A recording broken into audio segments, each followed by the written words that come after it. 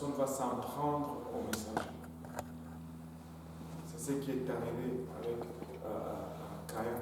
Au lieu de corriger ce qu'il faisait, si je veux dire à Jessica que tu as besoin de te repentir, de te baptiser au nom de Jésus, si elle n'aime pas la vérité, elle va s'attaquer au messager.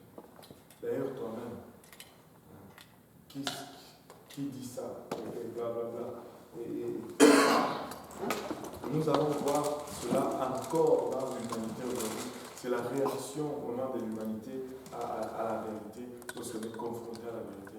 On va souvent essayer de s'en prendre au messager, de détruire le messager, au lieu d'accepter le message. Mais nous devons juste aimer la parole de Dieu et accepter le message. Caïn n'a pas voulu se repentir. Dieu lui dit, si tu fais bien, tu relèveras ton visage. Mais il est allé, il a tué son frère. Et quand il a tué son frère, Dieu n'était pas content. Dieu lui a posé la question, qu'as-tu fait? Et nous avons vu comment, lorsque Dieu pose une question, ce n'est pas parce qu'il cherche une réponse, c'est parce qu'il veut que tu constates ton état. Dieu va nous amener à réaliser où nous sommes, en commençant déjà par nous poser une question. Dieu est omniscient, il connaît toutes choses. Et quand il pose une question, ce n'est pas parce qu'il cherche une réponse. C'est parce qu'il veut que tu trouves la réponse. Il veut que tu réalises où tu es. Tu reconnaisses ton erreur. Voilà. C'est Dieu te tend la perche pour la récompense. Il dit, où est ton frère, Abel? Il dit, je ne sais pas, suis-je le gardien de mon frère? Et puis il dit, qu'as-tu fait? Le sang de ton frère crie de la terre qu'il a bu jusqu'à moi. Maintenant tu seras errant et vagabond. Et Caïn n'était pas content de sa punition. On va lire un peu Genèse. Il y avait une question aussi en suspens. Oui. D'où venait la parole de Caïn? On va regarder ça. Aujourd'hui, on va voir d'où venait la femme. Je peux poser une question aussi. Oui, ça fait deux. Oui, généralement, lorsque Dieu maudit une personne, et que si la personne reconnaissait en ses erreurs et se repentait, est-ce que Dieu peut toutefois le pardonner? Oui, Dieu pardonne toujours. Dieu pardonne toujours. Et regarde, quand on dit maudit, d'abord c'est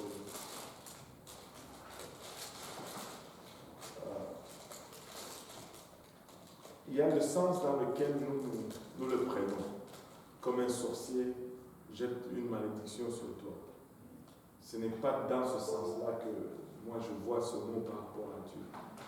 Une malédiction, quand je parle par rapport à Dieu, c'est tout simplement un jugement suite à ce que tu as fait.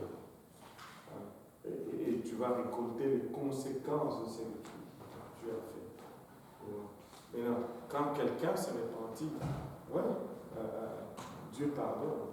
Regarde, Israël sort de l'Égypte.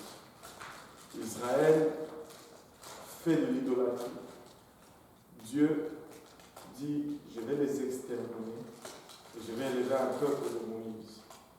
Mais Moïse tombe sur la face et dit, Seigneur, ne fais pas une telle chose.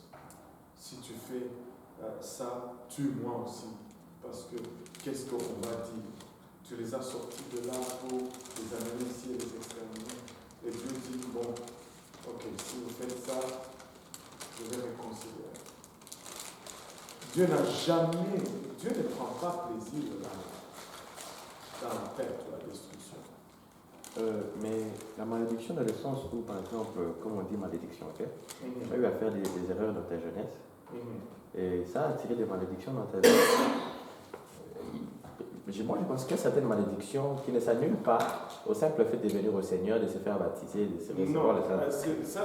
Dans ce cas-là, je ne dis pas que c'est une malédiction. Parce que une malédiction, c'est comme un mauvais sort. Tu comprends? Mais il y a les conséquences. Moi, je préfère utiliser le terme conséquences parce que ça donne le sens exact. il y a de ces conséquences que tu ne peux pas les faire. Et ça, ce n'est pas que... il y a ce que Dieu fait, et il y a les résultats de sa pensée. Je vais vous donner 2 exemples. Dieu dit, je vais vous détruire. Et puis vous priez, vous demandez pardon. Il dit, bon, j'arrête. Je ne veux plus le faire. Voilà ce que je vous prescris. Ok? Il y avait un jugement sur vous, là. Et puis, c'est Dieu qui était l'exécuteur, mais là, il n'exécute pas. Il n'exécute plus. Ninive était condamné à être détruit. Mais Jonas a prêché, ils se sont repentis. Dieu a levé cette malédiction ou ce jugement. Maintenant, regarde,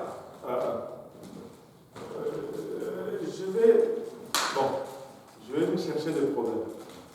Okay? Je vais me chercher des problèmes. Mettons, Jessica vient à l'église. Jessica vient à l'église. Et on lui prêche la vérité. Elle aime ça, elle commence à suivre la sanctification. Blablabla. 2 ans après, 3 ans après, elle dit, oh, moi je ne suis même pas encore mariée. Depuis que je suis Dieu, blablabla, moi je suis fatiguée, je vais juste chercher quelqu'un. Et là, elle part. Jessica revient. Non. Elle oublie Dieu. Elle va commencer à sortir avec un garçon. Et puis, bon, elle tombe enceinte. Elle a un bébé. Là, quand elle tombe enceinte, elle commence à réfléchir. C'est quoi ça? Le garçon qui l'a embobiné, qui lui parlait mal de son pasteur, il disparaît. Maintenant, il n'est plus là. Elle se retrouve seule. Mais là, dans sa détresse, elle dit, je retourne à l'église. Elle revient à l'église. Et l'église la reçoit encore. Elle l'embrasse, elle essuie ses larmes. Mais elle a un bébé.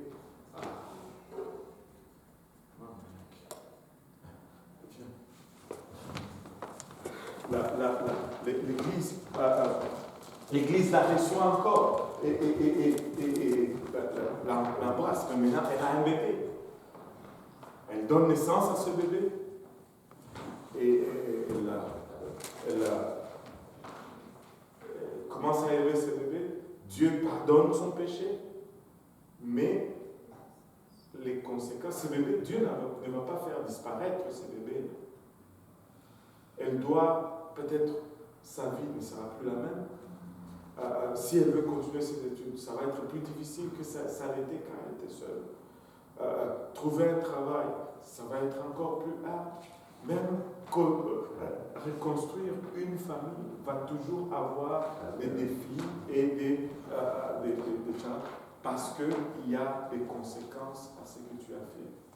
Tu vois, il y a ces conséquences que tu ne pourras pas effacer. Mais cela ne veut pas dire que Dieu t'a puni ou Dieu ne t'a pas pardonné. C'est ça. Apparemment, vous n'avez pas très bien saisi ma question. Apparemment, hein? Oui. Ouais. Moi, c'était plus dans un sens spirituel. Je vais donner un exemple. Quelqu'un qui, avant de venir au Seigneur, a eu à toucher à certaines choses. Elle était par exemple dans l'occultisme et des trucs comme ça. Qui vient au Seigneur. Ou bien, par exemple, un homme ou une femme qui a eu à connaître des relations avant de venir au Seigneur et qui vient au Seigneur après. Il y a un impact spirituel lié à cela quand tu fais de tels actes, ok? Bon, maintenant, quand tu viens à Dieu, quand tu t'es fait baptiser, tu reçois le Saint-Esprit, est-ce que ça défait ces choses en toi ou bien ce sont des conséquences qui te suivront toute ta vie? Si... Pardon? Oui. Si ces choses peuvent être défaites, oui. Qu'est-ce qu'il faut faire pour défaire ces choses? Sinon, bon, qu'est-ce qu'il faut faire? Tu sais, même si tu notes cette liste, il y a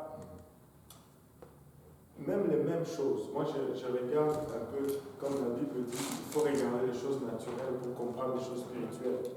Tu sais, tu peux avoir la même maladie, 10 personnes, on leur donne le même traitement, 7 guérissent, 3 meurent. Même maladie.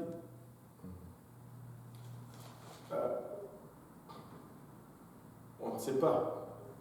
Maintenant, moi, j'ai déjà vu des gens qui étaient, je vais te donner un exemple le plus palpable, parce qu'il y a de ces choses, c'est difficile à discerner.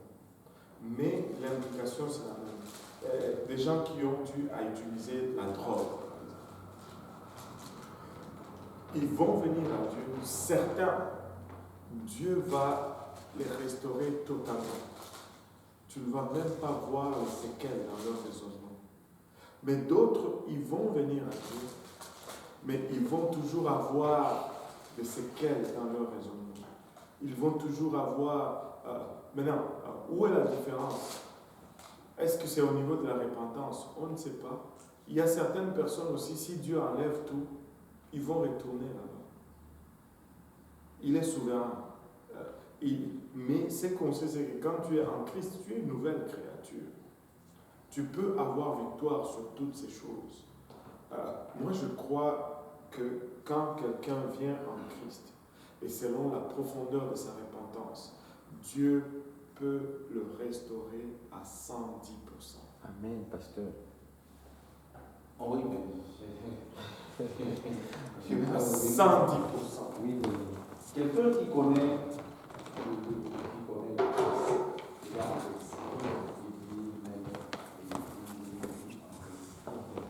puis bon, après, il retourne dans le monde. Et il savait que, par exemple, voler, c'est un péché. Il retourne, il connaît, il reprend le système de Dieu.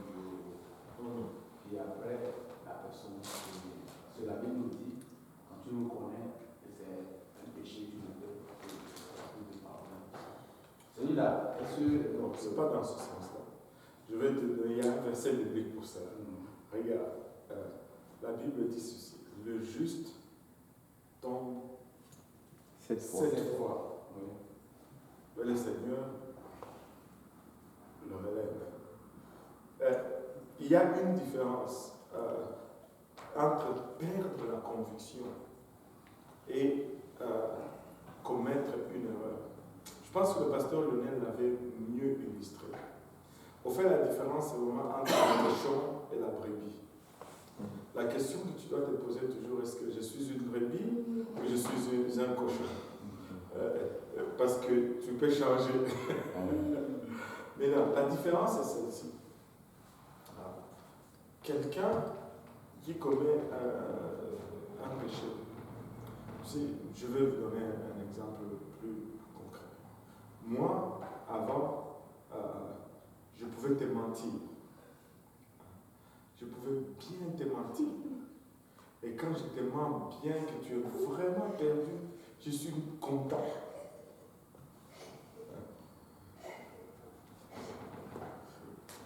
Je pleure.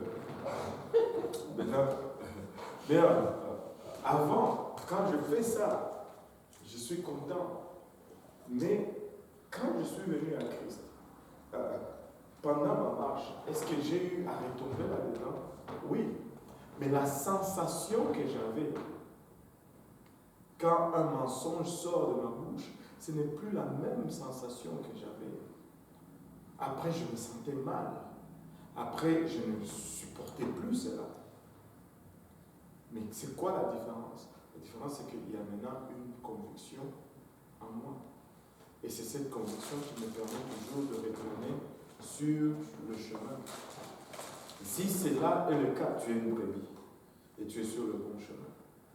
Mais si tu es le cochon, quelqu'un qui connaissait Dieu peut retourner à une place où il perd la conviction.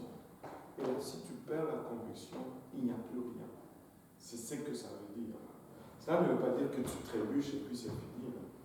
Il n'y a personne qui, après avoir donné sa vie à Christ, qui n'a pas trébuché. Ils ont tous trébuché, les David, les Moïse, et les Pierre, et les Paul, tous. Mais la différence, c'est qu'ils ont toujours gardé leur conviction. Et la brebis, le pasteur Lionel a expliqué ceci comme ça. Le cochon, quand tu le jettes dans la boue, il est content. Il tourne même sur son dos. Il est content, c'est la fête. Mais la brebis, quand tu la jettes dans la boue, elle commence à pleurer. Elle pleure, elle dit Maître, Maître. Elle appelle son maître. Tu sais, quand tu tombes dans le péché, tu appelles papa. Tu appelles papa. Et c'est ça la différence. Il y a une différence entre perdre la conviction et faire une erreur ou tomber. Une dernière question, s'il te plaît. Ouais. Ça, c'est la dernière. En fait, parce qu'apparemment, quand vous avez répondu à ma question, l'exemple que vous avez donné montre encore un peu que vous n'avez pas très bien saisi ma question. Ah bon?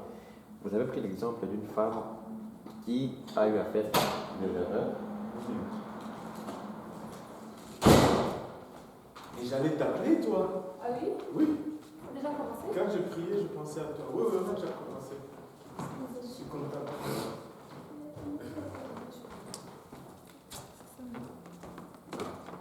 Oui. La femme est grosse, ok? Elle vient au Seigneur. Les conséquences de sa grossesse vont rester. Dieu ne va pas lui faire disparaître les bébés. Non. Ça, on est d'accord. Ouais. Mais on va toujours rester dans les mêmes cas, ok? Elle est dans le Seigneur. Elle va aller sortir avec un homme. Cet homme, il vit par exemple des malédictions aussi dans sa vie. Il a beaucoup d'esprit. Parce qu'il y a des personnes avec qui tu vas. Et il y a des malédictions qui te suivront presque toute ta vie. Tu vas remarquer ça parce que plus rien ne marche, des choses comme ça.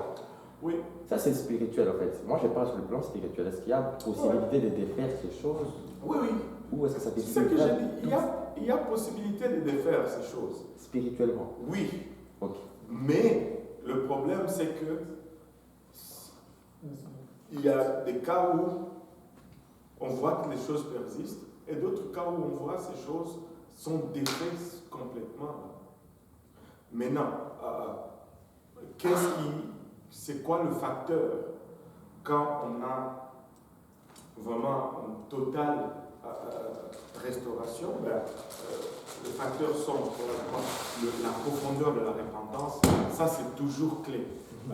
Nous n'allons servir Dieu que selon la profondeur de notre repentance. Deuxième chose,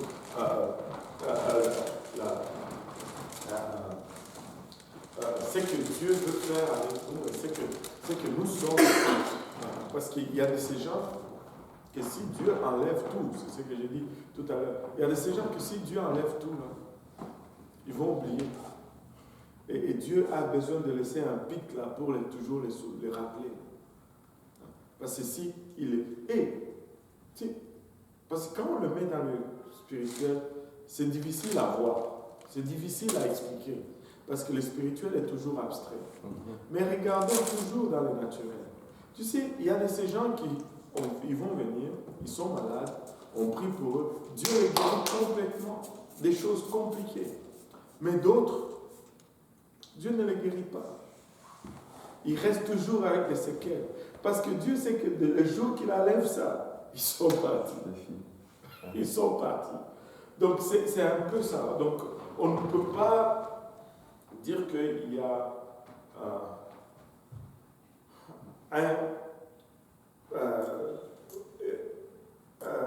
un seul modèle pour tout. Dieu deal avec nous au cas par cas. Mais si on veut savoir si la puissance de Dieu est assez, là il n'y a pas de question. Dieu peut tout défaire. Amen. Ça, il n'y a pas de doute. Maintenant, avec quoi il travaille, c'est ça qui détermine ce qu'il fait ou ce qu'il ne fait pas. Moi, je crois que Dieu peut restaurer. Regardez un peu ceci. Laissez-moi vous parler. Je ne sais pas si c'est vraiment une bonne illustration. Regardez Sarah. Dieu dit elle va enfanter un enfant. Elle avait 65 ans. Elle a dû attendre. Non. Elle avait 90 ans quand elle a accouché. 90 ou 25. 65. Elle avait 65 ans. Tu sais, à 90 ans, elle accouche d'Isaac. Mais avant qu'elle n'accouche d'Isaac,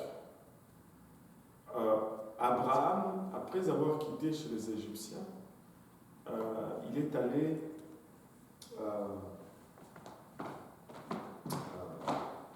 dans les territoires de Abimelech.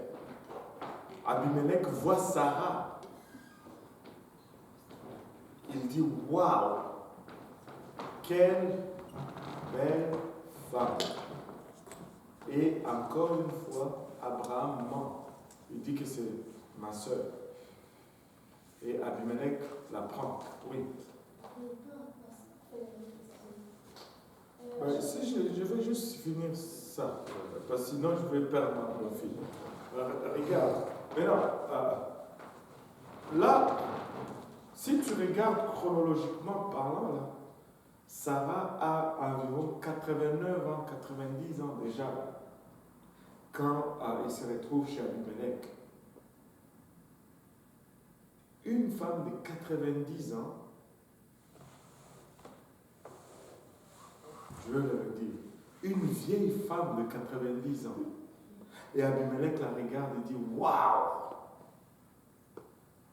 Écoute, moi je pense que quand Dieu a dit, tu vas avoir un enfant, non seulement il a fait le miracle pour qu'elle ait un enfant, mais il a gardé aussi son corps jeune pour qu'elle puisse être à mesure de porter cet enfant. Moi je crois qu'il a été régénéré littéralement pour qu'elle puisse accomplir ce miracle. Une femme de 90 ans. Abimelech. Mais pour des gens qui vivaient 800 ans, 500 ans, 90 ans. Ça c'est bien après là. Ça, ils sont déjà descendus à 120 ans et moins. Ah, ouais. Ouais, après. 90 ans. Une mère de 90 ans. Mais elle avait encore toutes ses dents. Parce que Dieu voulait encore utiliser ses corps. Je dis cela juste pour dire que Dieu a le pouvoir de le faire.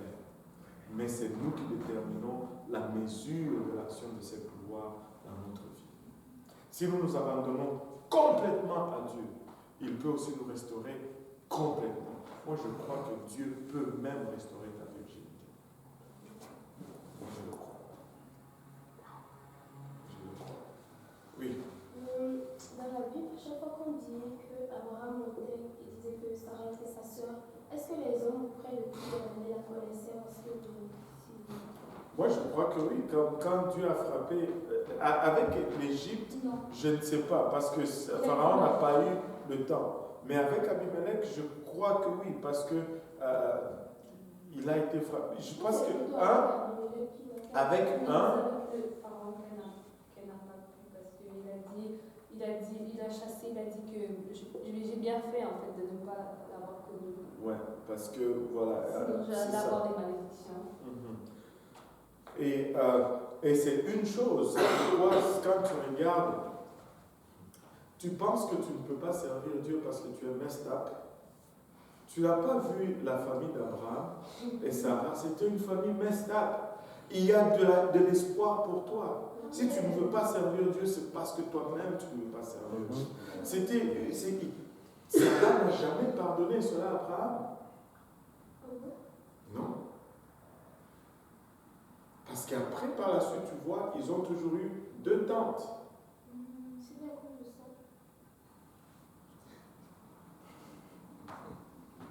2 tantes. Et après, tu vois, Isaac,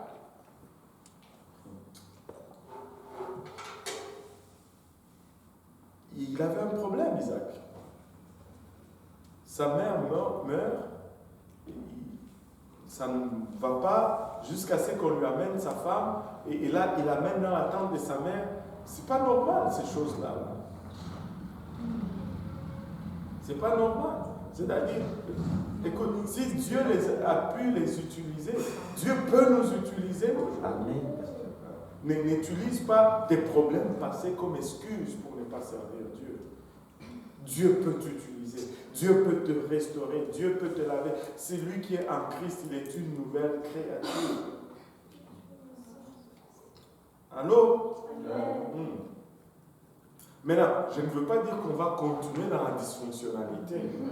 Parce que, non, on veut changer. Amen. Et on peut changer. Et on va changer. Et Dieu va nous aider. Oh là, alléluia. Maintenant, on va sortir un peu de ce sujet un peu bizarre.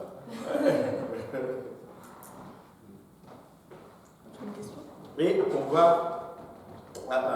on devait lire Genèse 4 à partir du verset 9. L'Éternel dit à Caïn, où est ton frère Abel? Il répondit, je ne sais pas. Suis-je le gardien de mon frère? Et Dieu dit, qu'as-tu fait? La voix du sang de ton frère crie de la terre jusqu'à moi. Maintenant tu seras maudit de la terre qui a ouvert sa bouche pour recevoir de ta main le sang de ton frère. Quand tu cultiveras le sol, il ne te donnera plus sa richesse. Tu seras errant et vagabond sur la terre. Caïn dit à l'Éternel, mon châtiment est trop grand pour être supporté. Voici, tu me chasses aujourd'hui de cette terre, je serai caché loin de ta face, je serai errant et vagabond sur la terre, et quiconque me trouvera me tuera. L'Éternel lui dit, si quelqu'un tuait Caïn, Caïn sera vengé 7 fois. Et l'Éternel mit un signe sur Caïn pour que quiconque le trouverait ne le tuât point. Puis Caïn s'éloigna de la face de l'Éternel et habita dans la terre du nord à l'orient d'Éden. Voilà, on va faire une pause là, on va regarder un peu ici 2-3 choses. Caïn dit à l'Éternel, mon châtiment est trop grand pour être supporté. Voici, tu me chasses aujourd'hui de cette terre, je serai caché loin de ta face, je serai errant et vagabond sur la terre, et quiconque me trouvera me tuera. La première question est, de qui Caïn avait-il peur ici? Ici, ils étaient seulement à 4. Son père, sa mère et le frère qui l'a tué. Donc, de qui avait-il peur? Première question qu'on va laisser un peu dans l'arrière-plan, on va y revenir tout à l'heure. L'Éternel lui dit, si quelqu'un tuait Caïn serait vengé 7 fois. Techniquement, personne n'avait le droit de tuer Caïn. Personne n'avait le droit d'exercer le jugement sur Caïn. Pourquoi? Parce que c'est Dieu qui gouvernait encore. L'homme ne gouvernait pas. Là, vous pouvez me regarder et dire, d'où est-ce que ça sort? Regardez ce que nous faisons aujourd'hui. Si quelqu'un t'offense ou commet un crime, tu n'as pas le droit de faire justice. Tu portes plainte et c'est le gouvernement qui fait justice. Amen. Si quelqu'un te frappe, tu sais que si tu le frappes en retour, tu peux être traduit en justice. Oui, c'est la vérité. Si quelqu'un te frappe, ton option c'est d'aller porter plainte. Ah bon, hein? Oui. Okay. Parce que, au fait, si quelqu'un te frappe et toi tu l'assommes, on va dire usage de force excessive. Même quand tu te défends, on te dit usage de force excessive. C'est la loi. En fait, pourquoi? Parce que c'est le gouvernement qui exerce les sentences. Maintenant, là, ce n'était pas encore le gouvernement humain. C'est Dieu qui était le gouvernant et c'est lui qui exerçait les sentences. Donc l'homme ne pouvait pas se faire justice. Et là, on nous dit, puis Caïn s'éloigna de la face de l'Éternel et habita dans la terre de Nod, à l'Orient. Et puis au verset 17, le verset tant attendu. Verset 17. Caïn connut sa femme, elle conçut et enfanta Enoch. Il bâtit ensuite une ville et il donna à cette ville le nom de son fils Enoch. Enoch engendra Irad, Irad engendra Méhujaël, Méhujaël engendra Métusaël, Métusaël engendra Lémec. Lémec prit 2 femmes. Le nom de l'une était Ada et le nom de l'autre Tsila. Ada enfanta Jabal, il fut le père de ceux qui habitent sous des tentes et près des troupeaux. Le nom de son frère était Jubal, et fut le père de tous ceux qui jouent de la harpe et du chalumeau. Sila de son côté enfanta Tubal, Caïn, qui forgeait tous les instruments d'airain et de fer. La sœur de Tubal, Caïn, était Naama. Le mec dit à ses femmes, Ada et Tila, écoutez ma voix. Femme de Lémec, écoutez ma parole. J'ai tué un homme pour ma blessure et un jeune homme pour ma meurtrissure. Caïn sera vengé 7 fois et le mec 77 fois. Adam connut encore sa femme, elle enfanta un fils et l'appela du nom de Seth. Car, dit-elle, Dieu m'a donné un autre fils à la place d'Abel, que Caïn a tué. Seth eut aussi un fils et il l'appela du nom d'Enoch. C'est alors que l'on commença à invoquer le nom de l'Éternel. Oui, quand on arrive à cette place, il est très important de souligner ce qui arrive pour comprendre toutes ces questions, d'où vient l'enfant de Caïn et tout ceci. Premièrement, on voit qu'il y a 2 lignées qui se développent sur la terre. Et il y a d'abord la lignée de Caïn, influencée par la philosophie caïnique. Je viens de l'inventer. La philosophie de Caïn. Et on peut vraiment étudier cela et y voir quelque chose. La Bible nous dit Caïn connut sa femme, elle conçut et enfanta Enoch. Il bâtit ensuite une ville et il donna à cette ville le nom de son fils Enoch. Là, on voit déjà dès la première ligne, les premières mentions de cette lignée, on voit l'orgueil. Là, vous dites, mais comment ça l'orgueil? Parce qu'il a bâti une ville et puis il donne à la ville le nom de son fils. D'habitude, c'est l'inverse. S'il n'y a pas d'orgueil, quand il y a accomplissement, c'est l'inverse. Tu fais d'abord des choses et puis on te donne le nom d'une rue, le nom d'un parc ou le nom d'une ville. Mais lui, il est juste né et on lui donne le nom de la ville. On donne plutôt à la ville son nom. Et c'est beaucoup d'orgueil, beaucoup de prétention. Des fois, les gens vont argumenter là-dessus. Mais vous allez voir que c'est l'orgueil, parce que ça va réjaillir encore plus tard. Le nom de son frère était... Non, plutôt le mec. Enoch engendra Irad engendra Méogéel engendra Méthujael engendra le mec. Et le mec prit 2 femmes, polygamie. Encore, dans la même lignée. On a parlé de l'orgueil, là on voit la polygamie. Il prend 2 femmes. Dieu a créé Adam et Ève. Il n'a pas créé Adam et Ève et Jacqueline et Gisèle. Non, Adam et Ève. Un homme, une femme. Une femme, un homme. Alléluia. Même si c'est silencieux comme ça ici, vous planifiez. Un homme, une femme. C'est le mal. On n'enseigne pas le mal. Dès qu'on est corrompu, le mal vient tout seul. Le mal vient tout seul. Ça, c'est... Je vais me perdre encore si je commence à aller là-dedans. Vous savez, ce n'est pas parce qu'on a commis un péché qu'on est devenu pécheur. On a commis, c'est parce qu'on est pécheur qu'on commet le péché. Notre nature pécheresse vient avant qu'on commette le péché. Et c'est ça qui nous pousse à commettre le péché. Maintenant, regardez ceci. Le mec prit 2 femmes, polygamie. Le nom d'une était Ada et le nom de l'autre Tia. Ada enfanta Jabal, il fut le père de ceux qui habitent sous les tentes et près des troupeaux. Le nom de son frère était Jubal, il fut le père de tous ceux qui jouent de la harpe et du chalumeau. Et tu vas comprendre, si tu lis des écrits extra-bibliques dont on nous a parlé l'autre jour dans un autre type, comment il s'appelle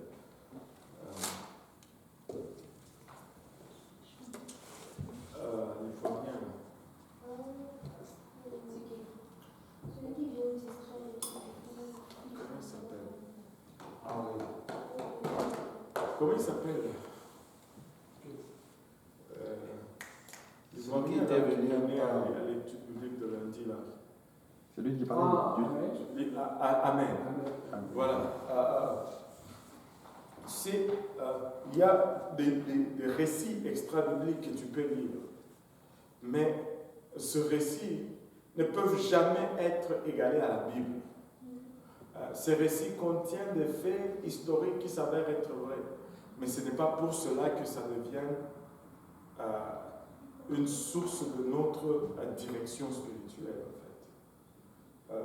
Tu sais, je peux aller au Congo aujourd'hui et lire le livre Mobutu le bâtisseur.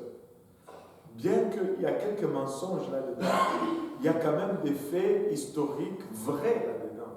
Maintenant, je ne peux pas me baser seulement sur ces faits historiques vrais pour prendre ces livres comme référence pour, je ne sais pas, mon futur et le futur du pays.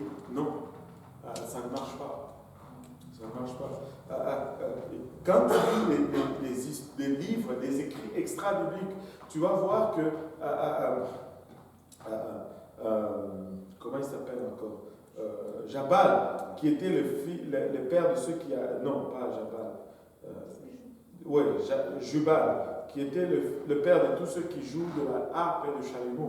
À celui-là, dans cette lignée, tu vois comment les hommes ont commencé vraiment à se perdre dans la lignée de Caïn. En fait, les anges déchus ou les démons ont commencé à influencer cette communauté, ont commencé à leur montrer comment tirer de métaux, comment fabriquer des instruments avant et des armes. Et ils ont commencé à travailler le métal. Et ils leur ont montré aussi comment utiliser des lentilles-moines comme peinture pour le visage, le mascara et toutes ces choses. Ce sont les anges déchus qui ont montré à ces anges, qui influençaient cette lignée. Et c'est là on voit cela dans les récits extra-bibliques, comme le livre d'Enoch nous parle de cela. Mais bien que le livre d'Enoch nous parle de cela, bien que Pierre et Jules font référence au livre d'Enoch, mais le livre d'Enoch n'est pas un livre inspiré de Dieu. Tu ne vas pas bâtir ta foi sur le livre d'Enoch. Tu vas te perdre. On ne sait pas. On ne sait pas. Mais ce livre, ça fait partie du livre de l'histoire des Juifs. Et voilà. Maintenant, le mec dit à sa femme, Ada et Tia, écoutez ma voix, femme de Lémec, écoutez ma parole. J'ai tué un homme pour ma blessure, un jeune homme pour ma meurtrissure. 2 meurtres. On a commencé avec l'orgueil, la polygamie, là, le meurtre. Maintenant, pour longtemps, j'ai pensé que c'était juste un meurtre. Mais il y a une dame qui m'a dit, pasteur, peut-être qu'il y a 2 meurtres ici. Et j'ai commencé à reconsidérer cela. Parce qu'il dit, j'ai tué un homme pour ma blessure et un jeune homme pour ma meurtrissure. Oh, moi j'avais toujours considéré que c'était la même personne qui l'avait tué. Bon, ça peut être 2. Ça peut être une personne. Dans ma version ici, il dit, je tuerai. Il a dit, je tuerai. Je tuerai un homme pour ma blessure et un jeune homme pour ma meurtrissure. Donc, il a tué. C'est ça. Maintenant, regardez ici. Il dit ceci. Et c'est là où on voit vraiment l'orgueil ressortir. Caïn sera vengé 7 fois et les mecs 77 fois. Il dit, en d'autres termes, que si mon ancêtre Caïn a été vengé 7 fois, mais attendez voir pour moi, celui qui va oser me toucher, il va subir sa peine 11 fois plus que Caïn. Et quel orgueil! Quel orgueil! Donc il se sentait 11 fois plus important que son ancêtre. Mais pasteur, moi ma version dit quelque chose d'un peu plus différent. C'est parole de vie. Parole de vie dit, si on me frappe, j'ai tué un homme. Et si l'on me blesse, j'ai tué un enfant.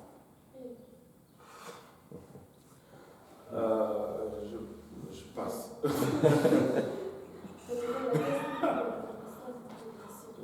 Je passe. Les versions qui sont plus anciennes se rapprochent Il plus du texte. il faut juste tout ce qui est comme nouvelle vie, machin. Oui, c'est bon de fois pour comprendre certaines nuances, mais c'est dangereux parce qu'il dilue beaucoup de choses. il divulgue beaucoup de choses. Là, il a tué 2 personnes. Ouais, il dit j'ai tué un homme pour ma meurtrissure, un jeune homme pour ma blessure, un jeune homme pour ma blessure. C'est un peu ça. Caïn sera mangé cette fois. Tu vois, et cette union n'est que malédiction, mauvaise chose après mauvaise chose. Et on peut voir cette lignée et voir vraiment, moi, ce que j'appelle établir un peu le principe de l'héritage spirituel. L'héritage spirituel. Nous sommes tous appelés à un moment à faire une pause et à évaluer notre héritage spirituel. Je ne sais pas pour vous, mais moi, d'où je viens, l'héritage spirituel, et il faut vraiment l'évaluer sérieusement. Moi, ma famille vient de ce qu'on appelle une famille royale. Maintenant, c'est-à-dire qu'on était chef dans notre tribu. Pour être chef dans le village, tu ne peux pas être chef du village si tu n'es pas chef des sorciers. Donc, il y a eu plusieurs choses dans ma famille qui s'est passé de génération en génération. Par exemple, quand mon père a épousé ma mère, tous les enfants, tu sais, ma mère n'arrivait pas à garder l'enfant. Elle ne faisait que de fausses couches. Et le bébé mourait. Et finalement, quand mon grand frère est né, nous avions un oncle, l'oncle à mon père. Lui, il était vraiment terrible dans les fétichismes. C'était quelqu'un qui, ils étaient dans leur lutte ouais, c'est la vérité là. Ils étaient dans leur lutte de pouvoir au pays. Ils étaient dans sa hutte là. Le feu prend. Lui et sa femme sont dedans. Ils n'ont jamais eu d'enfant, ces deux-là. Lui et sa femme sont dedans, tout brûle. Et là, tout le village accourt. La maison de mon frère brûlée, la maison de mon frère brûlée. Et là, les gens commencent à pleurer. Mais la maison brûle. Lui et sa femme sortent des cendres, en train de s'épousseter. Je vous dis, ça c'est l'histoire de ma famille. Il s'époussette de ça, il dit, ah, c'est feu, maintenant nous allons avoir le travail de bâtir une autre maison.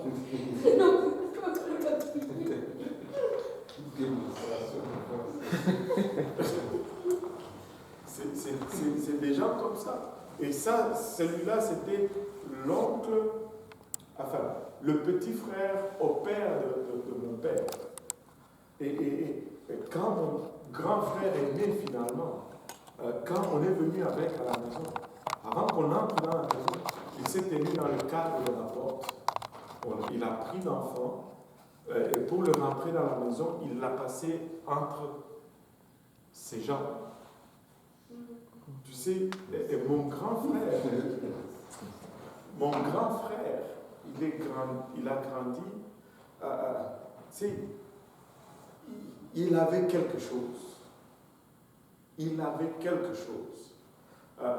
Il était d'abord très fort physiquement. Je vous dis des choses qui nous dépassent en fait. Et il buvait la bière, l'alcool.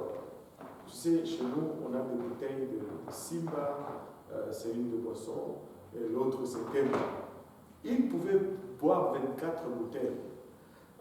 Il pouvait, si il était ivre, mais tu n'allais jamais le voir comme ça. Là.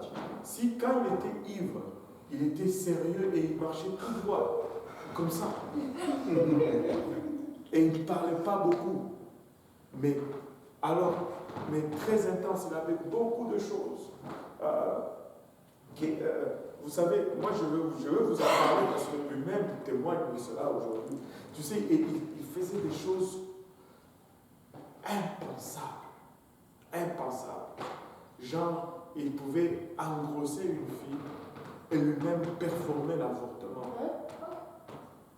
Oui. Et c'était à ce point-là. Mais lorsque le Seigneur l'a touché et qu'il a commencé à donner son témoignage, Tu avais la chair de poule. Tu avais la chair de poule. Mais laissez-moi vous dire, si le Seigneur veut transformer, il peut défaire à 110%. Mais maintenant, mon frère, c'est un intercesseur hors pair. Si tu viens n'importe avec quel démon, si ça va prendre 12 heures de prière, vous allez prier pendant 12 heures. Mais ces démons vont quitter. Aussi intense qu'il était, aussi intense qu'il est. Ça dépend toujours de qu'est-ce que tu veux donner au Seigneur. Si tu t'abandonnes complètement, le Seigneur peut te restaurer aussi complètement. Et, mon frère, il est un intercesseur. S'il faut prier, vous allez fuir. Et il va continuer. Mais au fait, il sait d'où il vient. Il sait d'où il vient. Et il sait à quoi on fait face. Des fois, par ignorance, nous devenons négligents. Mais, donc, l'héritage familial, ou cet héritage spirituel, il faut l'analyser. Nous, on a renoncé à tout notre héritage spirituel. C'est pourquoi lorsque mon Père a reçu le Saint-Esprit, nous nous sommes réjouis et nous nous sommes dit tous les démons de Kalima sont tombés aujourd'hui. Parce qu'il était aussi un dignitaire. Et voilà. Donc, il faut examiner son héritage spirituel. Il y a ces choses qui sont moins dramatiques, comme des choses qui semblent banales, comme la mère a été en procès, ce n'était pas un mariage normal, et puis sa fille tombe aussi en procès avant de se marier, et puis après, la petite fille, elle est aussi en procès avant de se marier. Il ne faut pas négliger ces petites choses. Ça, c'est un héritage spirituel. Prie contre cela. Plaide le sang de Jésus. Dit, la malédiction familiale s'arrête ici avec nous. Elle ne va pas traverser. Au nom de Jésus. Amen.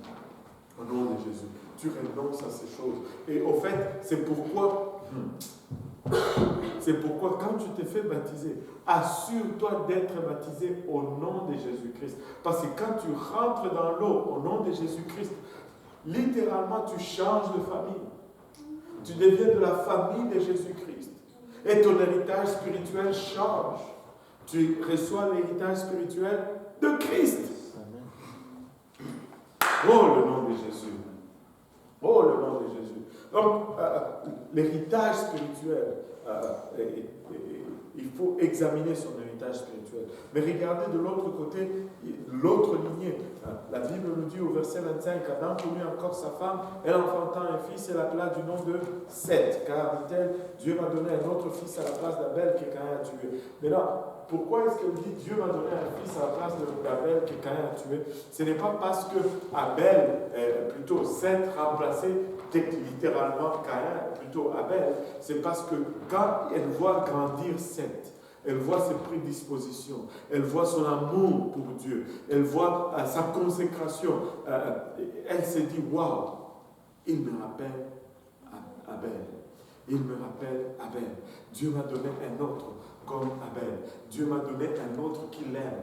Dieu m'a donné un autre qui cherche sa volonté. Mais regardez, Seth aussi, il y a aussi un fils qu'il appela du nom des noces, et c'est alors que l'homme commença à invoquer le nom de l'Éternel. C'est la toute première place dans la Bible où on voit cette phrase, commencer à invoquer le nom de l'Éternel, ou littéralement commencer à prier. Et regardez,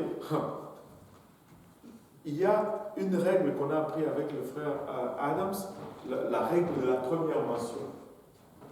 Vous savez, pourquoi nous tenons beaucoup en nous? La règle de la première mention. L'original, ça a toujours rapport au nom. C'est alors qu'il commença à invoquer le nom de l'Éternel. Nous devons invoquer son nom. Si mon peuple, sur qui mon nom est invoqué. L'original, c'est le nom. Nous sommes l'original. Nous avons commencé là. Ça me donne envie de danser. Alléluia. Maintenant, on voit littéralement deux lignées qui se développent sur la terre, la lignée de Seth et la lignée de Caïn. Maintenant, si nous avançons un peu, nous allons découvrir autre chose que nous avons ajouté à ce développement. On va dans le chapitre 5. Nous allons voir, maintenant, on va répondre à la question d'où vient la femme de Caïn et de qui Caïn avait-il peur. Alléluia. Content de voir Maureen pour la première fois ici.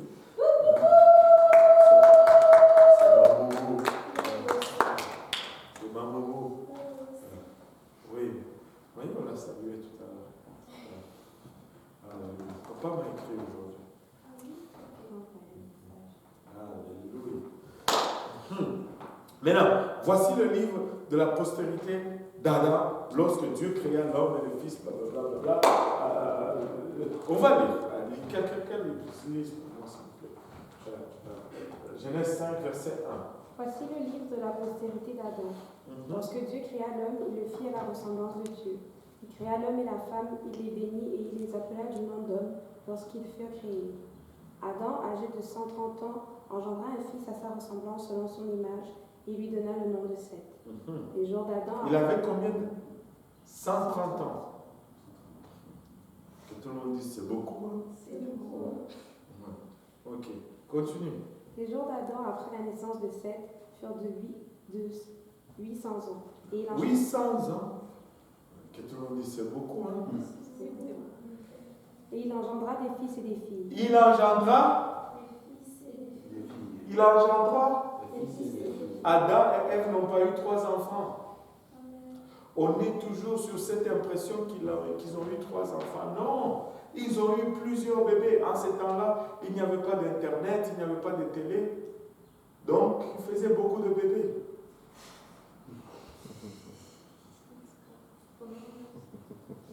Écoute, c'était ça. Ils avaient beaucoup d'enfants. Est-ce qu'on a dit approximativement? Non, on n'a pas dit approximativement combien. Maintenant, regardez ceci.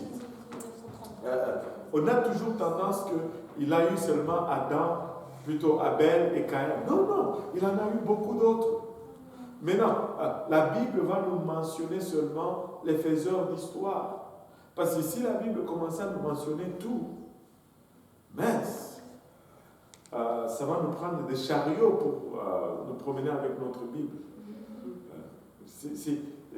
Il a eu des fils et des filles. Caïn et Abel avaient des frères et des sœurs pendant qu'ils vivaient. Vous savez, techniquement, ça prend... c'est la norme normale, là, c'est comme au moins 2 ans après les enfants. Amen. Bon, le minimum, ça peut être 1 mois, mais on dit la norme, c'est 2 ans, c'est comme un peu la norme. Amen. Maintenant, si on dit que 2 ans, c'est un peu la norme, c'est parce que, 9 mois de grossesse, le bébé naît, et la maman l'allaite pendant 1 an, et puis après le 1 an d'allaitement, elle tombe encore enceinte, et puis le cycle continue. Maintenant, si tu dis, à chaque 2 ans, on a un enfant, et mettons, enlevons juste 5 ans.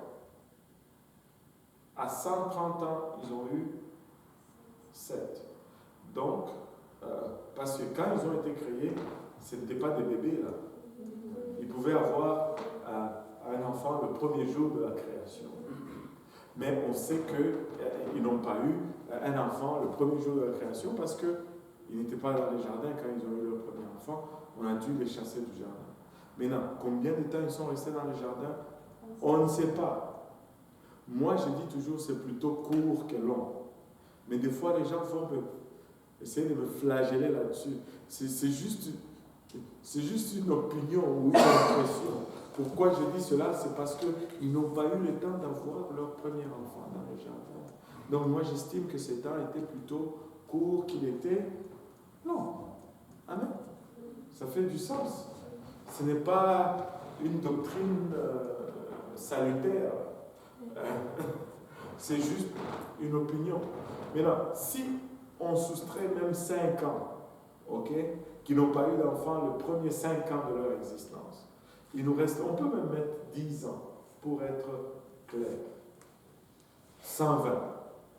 Donc, et que s'ils avaient un enfant aux 2 ans, ça ferait déjà 60 enfants. 60 enfants. 60 enfants. C'est beaucoup. Donc, quand on me dit Caïn, qui est-ce qu'il a pris? Il a pris une de ses sœurs comme femme. Caïn a épousé une de ses sœurs. Il n'y avait pas d'autres humains sur la face de la terre. Parce que Ève est la mère de tous les enfants. Et là, on dit, mais c'est un péché. Non, ce n'était pas encore un péché. Et c'est quoi un péché? Et très souvent, c'est la définition du péché qui nous cause problème. Un péché, ce n'est pas qu'on fait quelque chose qui fait mal à Dieu. Tu ne peux pas faire mal à Dieu. C'est comme quelqu'un dit, tu as brisé la loi. Tu ne brises pas la loi. La loi, elle reste toujours. C'est toi qui te brises. C'est ça. Si tu tombes, si tu montes sur le toit et que tu tombes là, tu n'as pas brisé la loi de la présenteur. C'est toi qui s'est brisé. La loi de la présenteur, elle reste là. Une loi, c'est inviolable. Tu t'es fait du dommage quand même. Le péché, si tu regardes tout péché, c'est pour nous, c'est pour notre bien. Quand Dieu dit, on peut faire l'exercice avec vous, et on regarde tout ce que la Bible déclare péché, vous allez voir que c'est pour notre bien, que ce soit moral, physique, émotionnel ou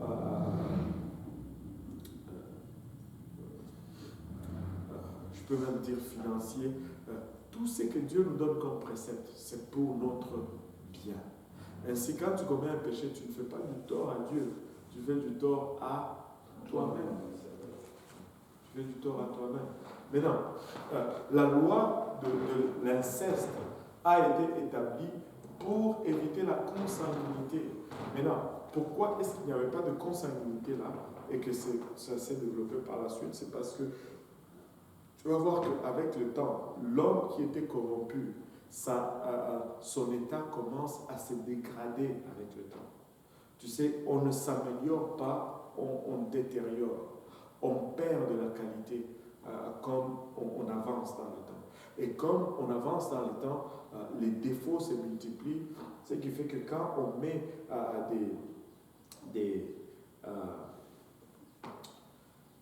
mince, j'ai oublié le terme, c'est pas comme bon, on va des gènes. Quand on met quand les personnes ont des gènes qui sont semblables, ils ont le même défaut.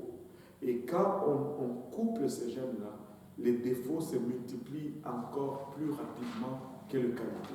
Vous savez, dans toute chose, à cause de la nature déchue de l'homme, les défauts vont se multiplier plus rapidement que les qualités.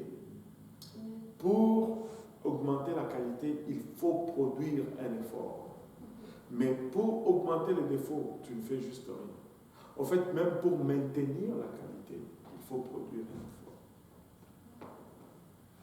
Et j'ai toujours donné cet exemple aussi banal que cela. Les mauvais mots. Tu sais, essaye de faire dire à un enfant, dis merci. Il faut que tu le répètes comme 10 000 fois avant qu'il dise merci. Mais essaye de prononcer seulement un mauvais mot dans sa présence. C'est le mauvais mot qu'il va prononcer tout de suite après. Avez-vous déjà remarqué cela? Juste ose un mauvais mot. C'est parti. C'est son mot. Mais le merci que tu as dit, le s'il vous plaît, non, ça il faut marteler pour que ça rentre. Pourquoi? C'est à cause de la qualité déchue de l'homme. Donc, c'est la loi de la consanguinité, c'est pour éviter la détérioration. On ne veut plus s'épouser proche. parce qu'on va multiplier les défauts. On a plus de chances d'avoir le mongolisme et toutes ces choses parce que les gènes sont trop semblables. Alors, on veut les gènes les plus éloignés possible. Oui, question. Il y avait d'abord une question ici. C'est passé. L'autre là-bas. Je pense que c'est passé. C'est passé. C'était par rapport à la consanguinité, parce que vous avez dit proche. Là, j'allais demander. Mais les cousins, les gens qui sont un peu éloignés, est-ce que ça compte aussi?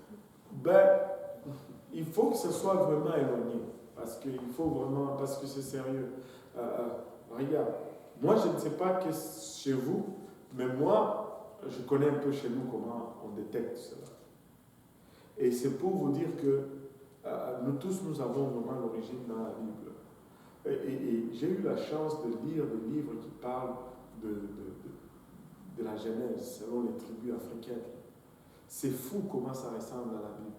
Et c'est toujours l'histoire de deux personnes qui étaient dans un jardin où Dieu leur avait dit de ne pas faire quelque chose, ils l'ont fait, et puis il les a chassés. Presque dans toutes les tribus en Afrique. Mais quand tu vois maintenant le nom de l'être suprême va changer d'une tribu à une autre, même si nos ancêtres croyaient dans les ancêtres et toutes ces choses, mais il y a toujours l'être suprême. Et dans ma tribu, on l'appelle Abéjamboum. Ça, c'est Dieu. Mais non, dans ma tribu, il y a, si tu es de ma tribu et que tu veux épouser quelqu'un d'autre de ma tribu, il y a 3 choses qu'on va te demander. Et tu dois savoir identifier. Il y en a 2 que tu tires de ton père, il y en a une que tu tires de ta mère. Et si les 3 sont pareils avec la femme, si l'une des 3 sont pareilles avec la femme, vous ne pouvez pas vous marier. Ça vous évite la conséquence. Des informations. Hein? C'est des informations, c'est 3 informations. Oui, c'est comme des lignées. Par exemple, comme de mon père, moi je suis, on appelle Kitofu, Kilongo et Butoto. Maintenant, mon Kitofu, je le prends de mon père. Mon Kilongo, je le prends de ma mère. C'est ça un nom, il y a un nom, c'est comme une lignée. Et mon Butoto, je le prends de chez mon père. Et si ces 3 sont, si on a une de ces choses pareilles, on ne peut pas se marier en fait. C'est comme nous sommes Baïli, fille de Baïma, papa est Baïma, fils de Baïli. Mais si c'était l'inverse, on n'aurait pas pu se marier avec maman. Ah, donc tu vois, il y a quelque chose comme ça là aussi. C'est ça. Donc, c'est des choses que tu retrouves même chez nous. Anyway, donc Caïn a épousé sa sœur. Amen. Et il avait peur qu'un de ses frères le tue. Parce que dans une famille, il y a toujours des affinités. Par exemple,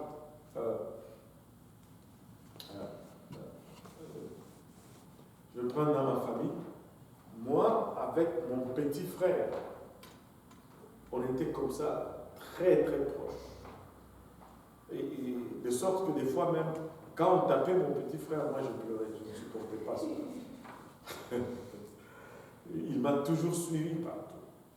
Et mon père disait toujours que je l'ai beaucoup influencé, que s'il a progressé dans ses études, c'est parce qu'il me suivait toujours. Mais moi, avec le frère Mutombo, c'était la bataille tout le temps. C'est sûr que si le frère Mutombo me tuait, mon frère allait vouloir se venger de moi sur le frère Mutombo. Vous comprenez un peu ce que je veux dire? Et c'est toujours comme ça. Mais maintenant, bon, on a fait la paix avec le frère Mutombo.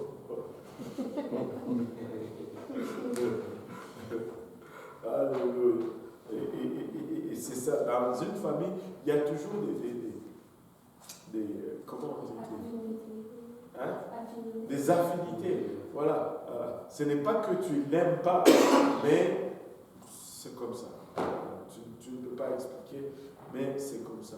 Maintenant, regardez. On va regarder un peu cette lignée. Le chapitre 5 va nous ressortir beaucoup d'informations formation. On continue.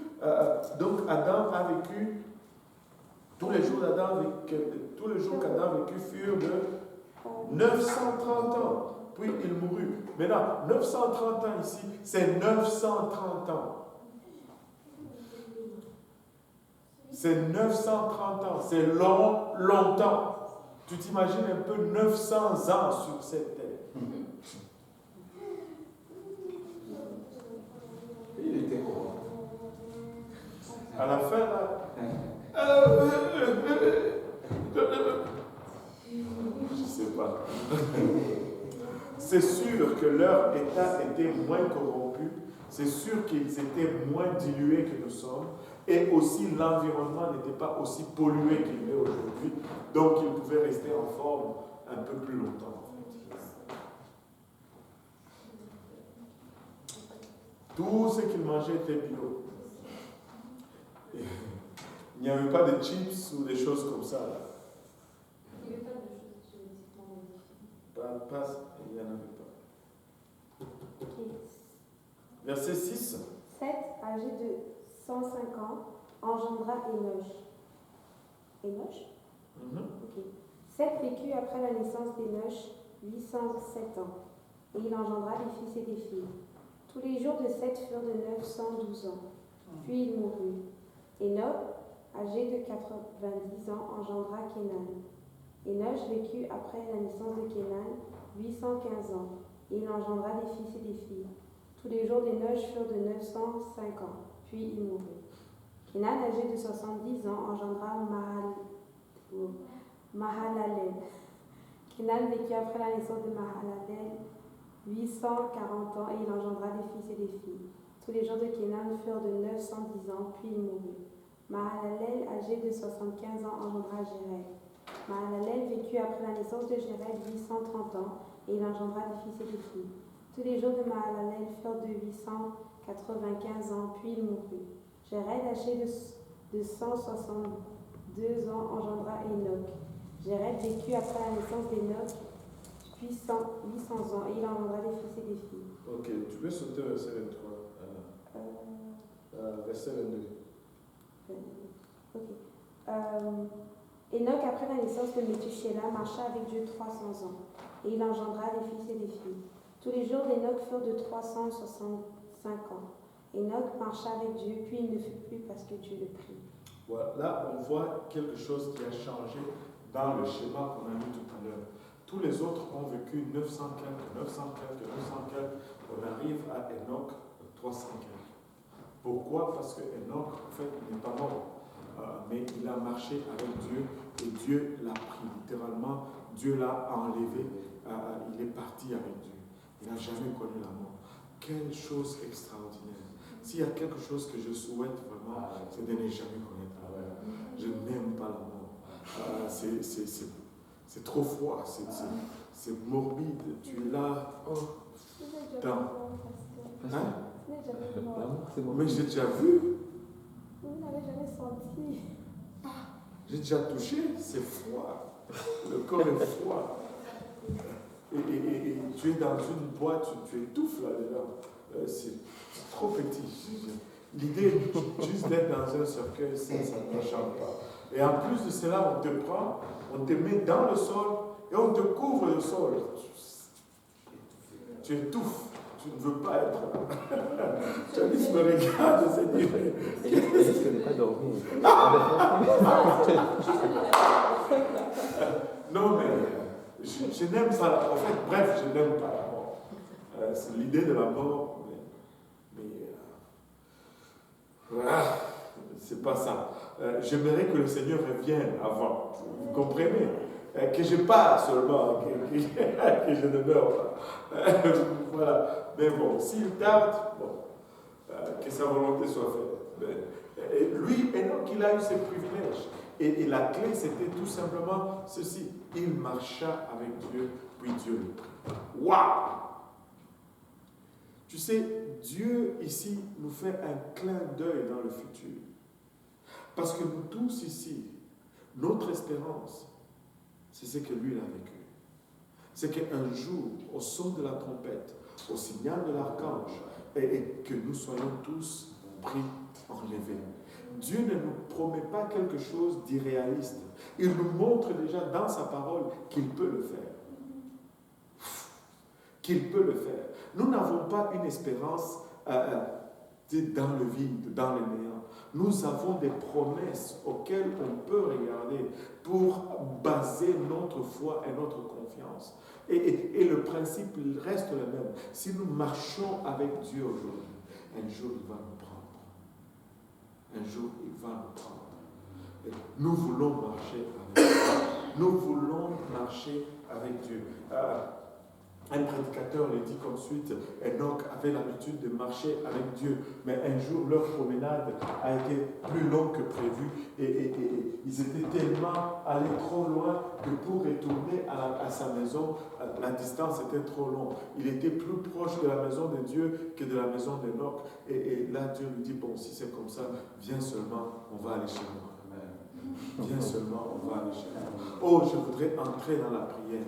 Je voudrais être vraiment dans la parole, de sorte que je sois plus proche de la maison de Dieu que plus proche de cette maison mondaine.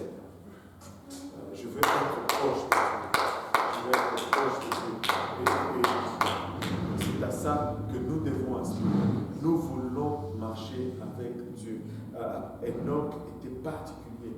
C'est l'une des premières personnes qui n'a pas connu la mort. Dieu l'a pris. Maintenant, Enoch engendra Métouchéla, un nom bizarre, Métouchéla. Hey, Métouchéla, viens. Vous jouez au foot. Métouchéla, passe, Métouchéla. Je pense que si vous jouez au foot, vous allez raccourcir. Vous allez appeler, Mette, comment, Mette, passe. Mais Touchéla, mais c'est un nom qui signifie quelque chose. Ça signifie, son nom est Métouchéla, c'est une personne clé, c'est une personne importante. Son nom signifie littéralement celui qui apporte la mort. Il y a d'autres traductions littéraires qui disent son nom signifie si je meurs, il arrive. Moi, c'est plutôt Enoch qui me dit que ça veut dire la mort. Non, mais Touchéla dit si je meurs, il arrive. Qu'est-ce que Touchéla te dit? Non, je ne l'ai pas, mais juste Enoch qui dit la mort immortelle. Bon, je vais t'arranger ça tout de suite. KJV plus. Where is Methuselah?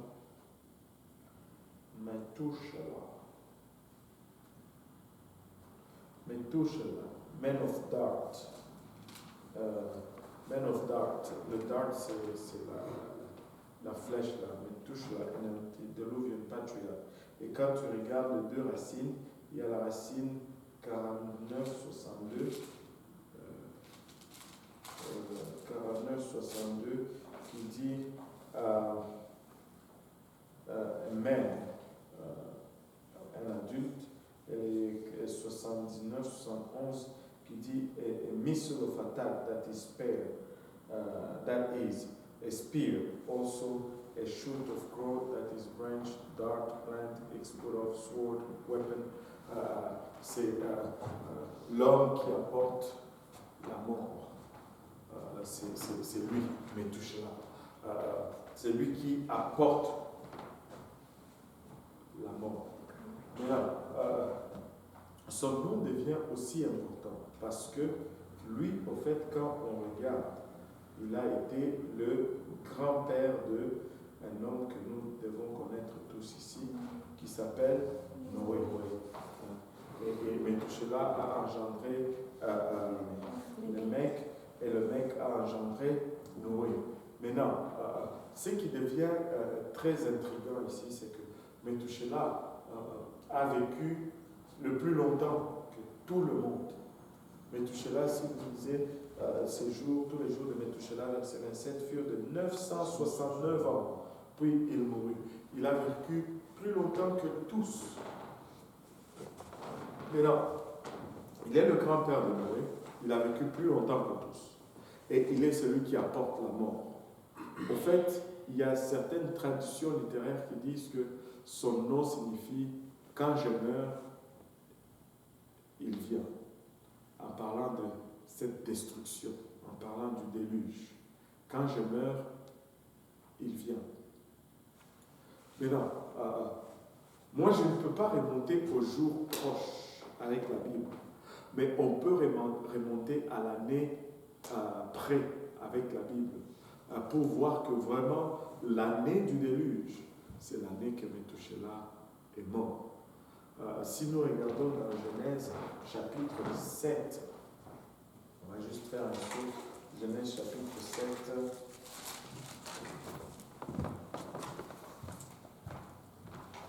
Et on va regarder le verset 6. Noé avait 600 ans lorsque le déluge d'eau fut sur la terre. Noé avait 600 ans lorsque le déluge d'eau fut sur la terre. On va faire un peu quelques calculs aujourd'hui ici.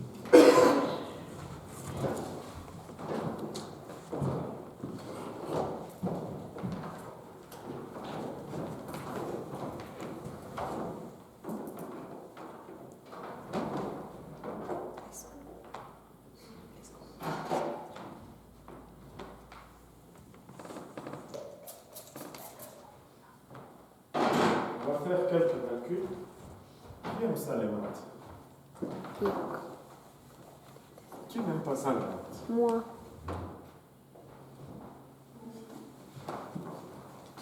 Qui aime ça les maths? Qui n'aime pas ça les maths? Et vous autres, vous êtes indécis? Ça dépend des jours. Ça dépend des jours. Et pour aujourd'hui, qui aime ça les maths?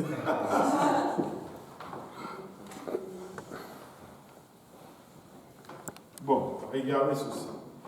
Noé avait quoi? 600 ans lorsque le déluge. Oh boy.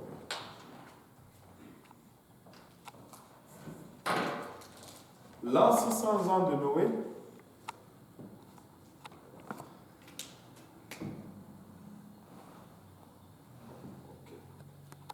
L'an 600 ans. 600 de Noé, le déluge arrive. Ok? Maintenant, Métouchéla est mort à 969. Mort de Meth. Amen.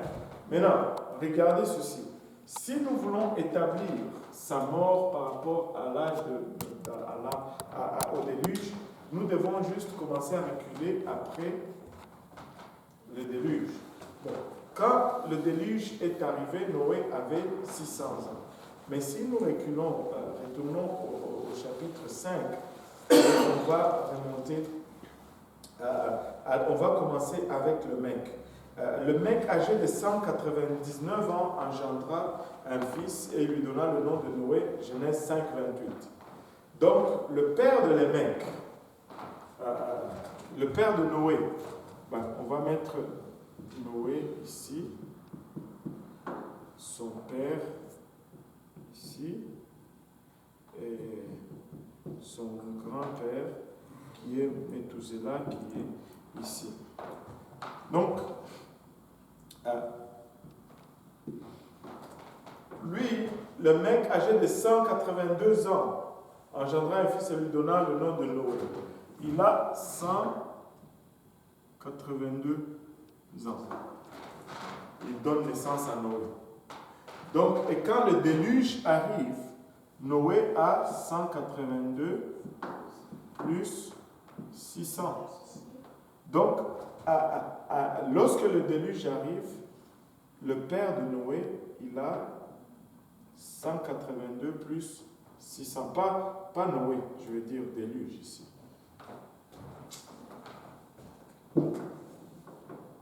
Ça, c'est le déluge. Maintenant, lui, il a 180. À la naissance de Noé, il a 182. Mais lors du déluge, dois faire ceci.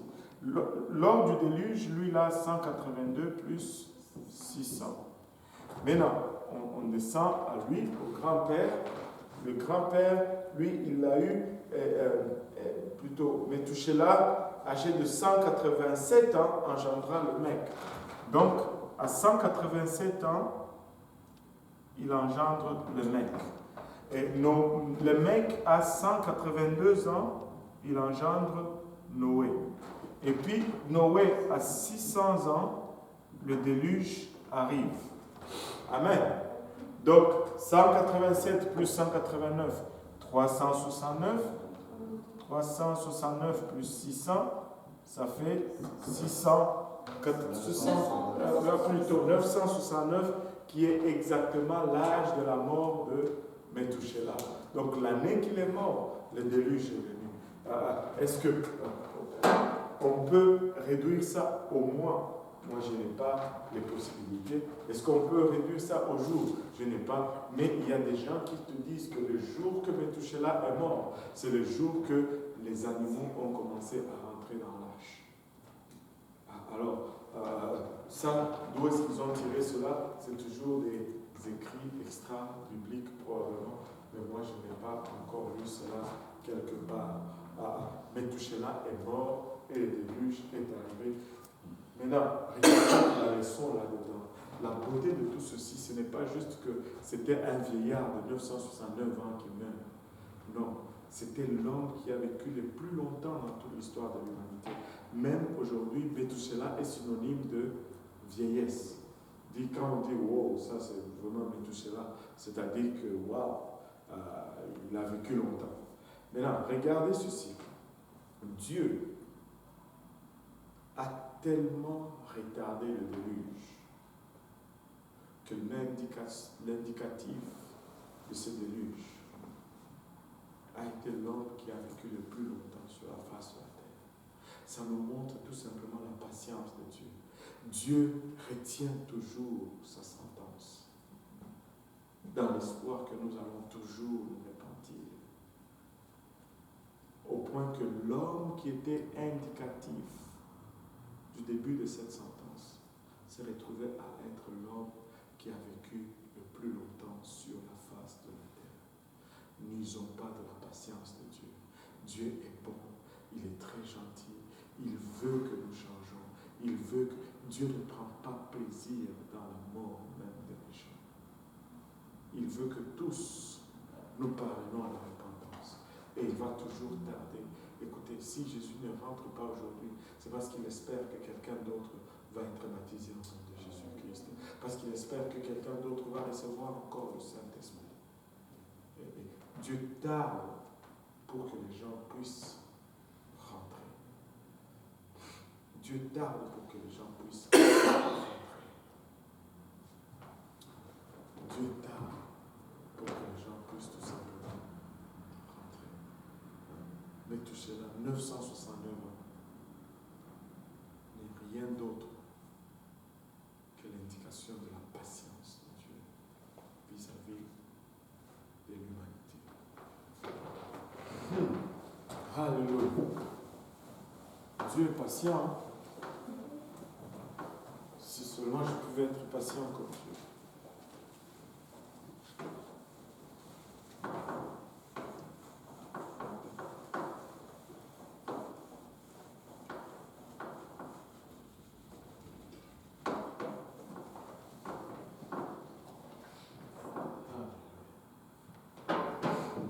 Maintenant, regardez, le mec âgé de 182 ans engendra un fils, il lui donna le nom de Noé, en disant: celui-ci nous consolera de nos fatigues et du travail pénible de nos mains, provenant de cette terre que l'Éternel a maudite.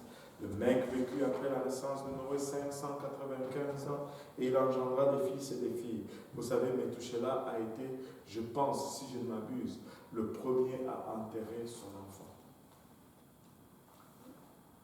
Parce que le mec est mort avant Métouchéla.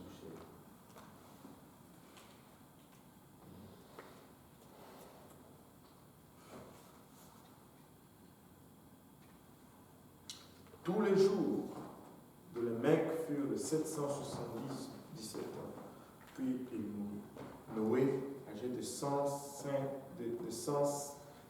ans, engendra Sem, Cham et Japheth. Et là, Noé devient le seul de qui on nous donne 3 fils. Avez-vous remarqué que tous les autres, on nous donnait juste un. Et quand on arrive à Noé, on nous donne les 3. Pourquoi? Quelqu'un peut s'essayer? Parce que c'est les 3 qui avaient joué le rôle de papa. Les 3 ont été faiseurs de l'histoire. Parce que si tu regardes après, tous les noms, toutes les nations descendent de ces 3. Sem, Cham et Japheth. C'est eux qui ont repeuplé la terre. Il y a une étude, attendez, je vais la chercher,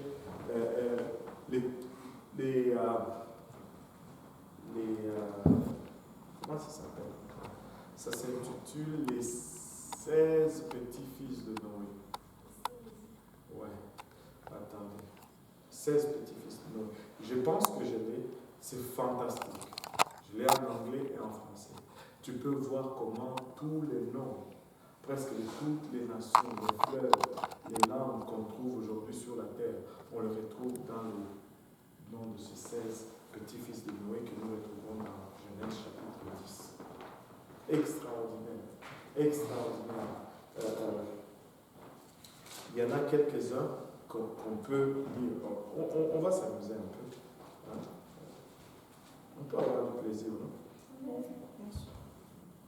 Regardons Genèse chapitre 10. Quelqu'un peut le lire pendant que je cherche l'article, je vais vous l'envoyer. Voici la postérité des fils de Noé, Sem, Cham et Japheth. Il en naquit des fils après le déluge. Les fils de Japheth furent Gomer, Magog, Madai, Javan, Tubal, Échec et Tiras. Maintenant, stop là.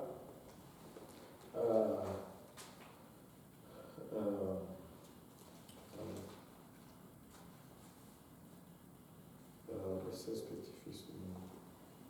Ouais, je l'ai en français. Celui qui le verra, je vais le faire suivre cela. Mais c'est très riche, très intéressant à lire. Regardez, Gomer ici, c'est celui qui est le père du peuple qu'on appelle, ou qu'on appelait dans l'ancien temps les Gomérites. Et les Gomérites ont été les fondateurs de la ville de Gad. Et ces peuples-là, c'est le même peuple qui est descendu jusqu'en Europe pour être ce qu'on appelle les Gaulois.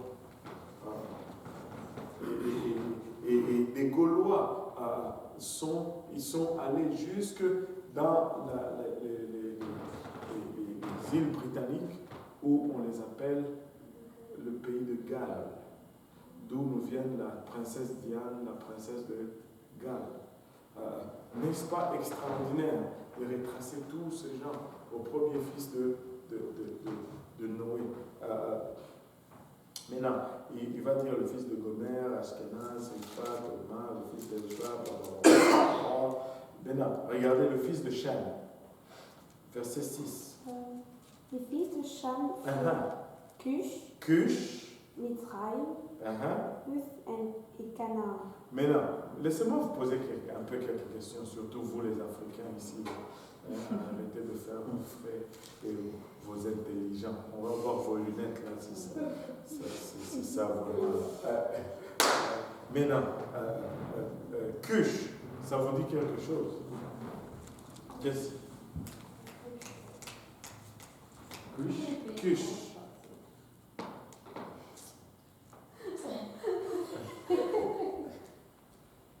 Donne-moi des lunettes.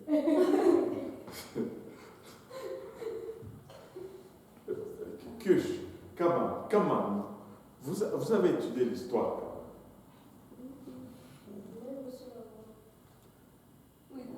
Je vous ai déjà dit Cush. Quelle voix?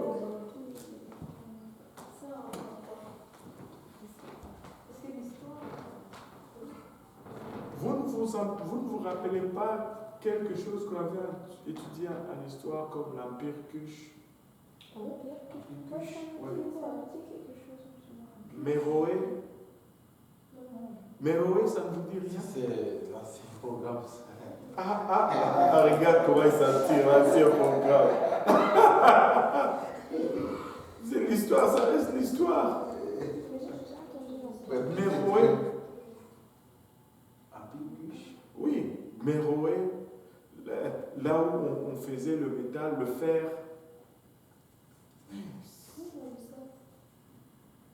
Cush, au fait, en Afrique, il y a eu tout un empire qui s'appelait l'empire Cush. Mais si tu vois de l'hébreu, d'où ça a été tiré, Cush signifie tout simplement noir. Et les descendants de Shem, ce sont eux qui ont rempli, qui ont peuplé l'Afrique et tout l'Asie mineure, le Moyen-Orient, je ne me rappelle plus. Maintenant, ce n'est pas une coïncidence que son premier fils est Cush, ou noir. Noir, les Africains. Maintenant, regardez le deuxième, Misraïm.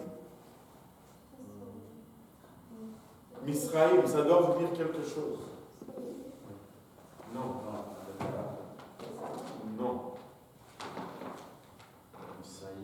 Vous êtes trop vague. Misraïm. Misraïm, ce sont les Égyptiens. Je ne sais pas comment on dit Égypte dans votre langue, mais en Swahili, Égypte, c'est Misri. Un Égyptien, c'est un Misraïm.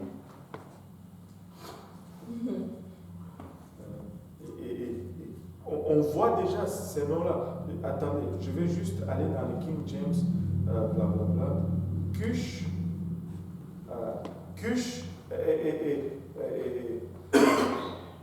est aussi, regardez, j'ai besoin de quelqu'un qui sait lire l'anglais là. Parce que si moi je lis, non, les strong. Viens. Parce que si moi je le lis, vous allez penser que j'invente. Ça c'est Cush, ça c'est la racine de Cush. C'est Cush. Ouais. Probably a foreign origin, Cush or Ethiopia. Or Ethiopia. The name of a son of Ham and of his territory, also of an Israelite, Shush, Cush, Ethiopia. Ethiopia. Wow. Regardez, Mizraim, c'est Mizraim, that is Upper and Lower Egypt. Puth of origin, Puth, a son of Am, also the name of his descendant, or their region, and of Persian tribe. Les Perses.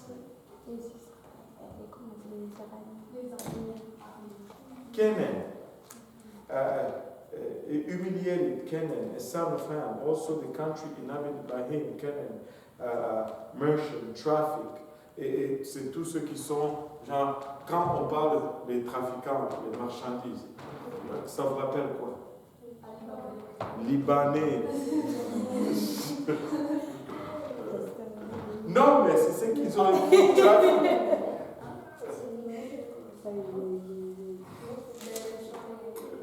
Non, c'est pas qu'eux, ils ont commencé. Pourquoi c'est juste que c'est leur trait. Depuis l'ancien temps, les Phéniciens, qu'on les appelait, les Phéniciens, ce sont des grands marchands. Les Libanais ont toujours été des grands marchands. Vous n'avez pas étudié dans l'histoire la Phénicie. C'est ça le Liban, la Phénicie. C'était des grands marchands depuis longtemps. Oui, jusqu'à aujourd'hui même. Ouais, ce sont des grands marchands. Ils avaient des navires, ils allaient chercher des épices et des tissus ici et là. Ça a toujours été comme ça. Maintenant, regardez, the son of Cush, Seba, reine de Saba, en Éthiopie. Tout est là-dedans. Tout est là-dedans. C'est vraiment une étude extraordinaire. Une étude extraordinaire. Anyway, on ne va pas aller plus loin. On va pas aller plus loin. Je vais vous laisser. Je vais vous envoyer l'article si vous voulez. Et vous pouvez le lire par vous-même. Il a été traduit de l'anglais.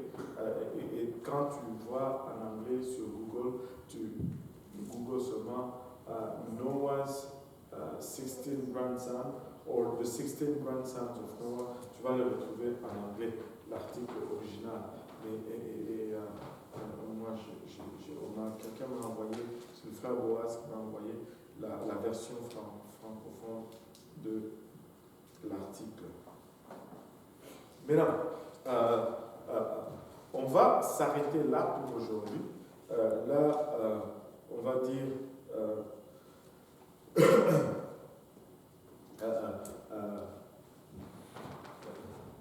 on a vu un peu les lignées et il faut veiller à son héritage spirituel et il y a deux peuples ou deux lignées qui se développent sur la terre. Les fils de l'homme qu'on va appeler Caïn et les fils de Dieu qu'on va appeler les descendants de Seth. Et c'est pourquoi on va juste lire ceci à Genèse 6, les quelques premiers versets, et puis on va pouvoir se séparer. Lorsque les hommes eurent commencé à se multiplier sur la face de la terre, et que des filles leur furent nées, les fils de Dieu virent que les filles des hommes étaient belles, et ils en prirent pour femmes parmi toutes celles qu'ils choisirent. Alors l'Éternel dit, « Mon esprit ne restera pas toujours dans l'homme, car l'homme n'est que chair, et ses jours seront de 120 ans. » Les géants étaient sur la terre en ces temps-là. Il en fut de même après que les fils de Dieu furent venus vers les filles des hommes, et qu'elles leur eurent donné des enfants. Ce sont ces héros qui furent fameux dans l'Antiquité. L'Éternel vit que la méchanceté... Bon, on peut s'arrêter là pour aujourd'hui. Je veux vous laisser ça pour aller méditer un peu là-dessus. Nous avons eu toutes sortes d'enseignements là-dessus, que les géants, c'était les enfants qui a été enseigné comme ça? Que les géants, c'était les enfants que les anges avaient vus avec les filles des hommes. Et ces gens, c'était des géants, Hercule. Non, ça, ce sont les héros. Ce sont les héros, ouais. Oui, c'est ça, les héros. Hercule, c'était un de ces géants. C'était un enfant d'un dieu avec un humain. Et il pouvait faire les 12 travaux. Qui se rappelle des 12 travaux d'Hercule? Moi je me rappelle juste de il tua le lion de Méné. C'est qui le lion de Méné? Némée, c'était un lion qui gardait une grotte. Ok, il tua le lion de Némée. Moi j'ai toujours dit Méné. Némée. C'est quoi les 12 travaux d'Hercule? Il a tué l'hydre. Il a tué l'hydre? L'hydre, c'est qui l'hydre? C'est un monstre avec plusieurs têtes. Tu lui coupes une tête et il y a cette tête qui ressort. Oui. Il a tué l'hydre, il a tué le lion de Némée, il est descendu aux enfers. Il est descendu aux enfers. Il a assiégé la ville de Clavier. Et il a détourné le fleuve ou la rivière du détournage. Il n'a pas détourné la fleuve. Il a dressé le chien des enfers. Ah, il a dressé le chien des enfers. Oui, dans le sens qu'il était le seul qui était capable de l'approcher, vivant. Mais c'était tout un homme, ça. En tout cas. Mais comment il est descendu? C'est ça la question. Il a payé son entrée avec des dragons comment on l'appelle, le passeur. Celui qui conduit les hommes. Il a corrompu le passeur. Ouais, je pensais que la seule façon d'aller aux enfers, c'est de mourir. Aïe, aïe. Vous savez, dans toutes ces choses-là,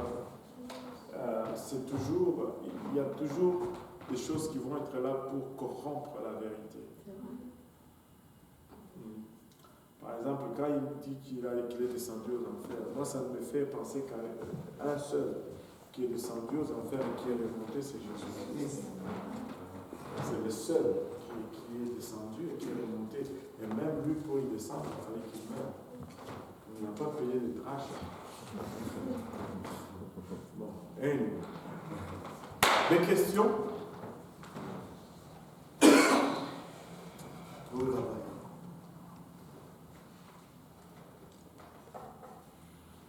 Il n'y a pas de questions? Mais non.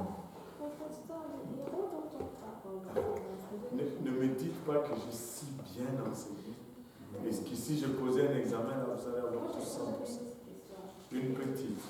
Par rapport à ta carte, parce que quand la Bible dit que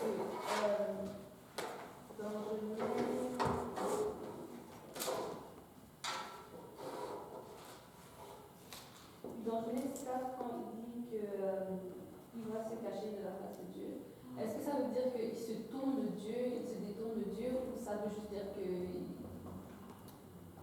Lis un peu tout le verset.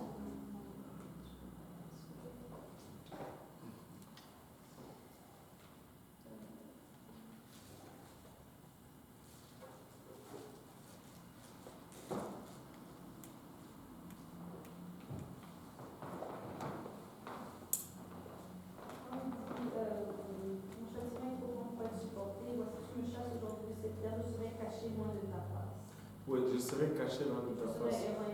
Oui, ce n'est pas qu'il se détourne, il se cache. Lui, il se plaint de cet état. Parce que quand tu n'as pas la faveur de Dieu, même quand on prie, on dit ne détourne pas ta face de nous. Ne nous cache pas ta face. Parce que face de Dieu est synonyme de gloire de Dieu, est synonyme de la faveur de Dieu. Et si tu es caché loin de la face de Dieu, tu es loin de la gloire de Dieu, loin de la grâce de Dieu.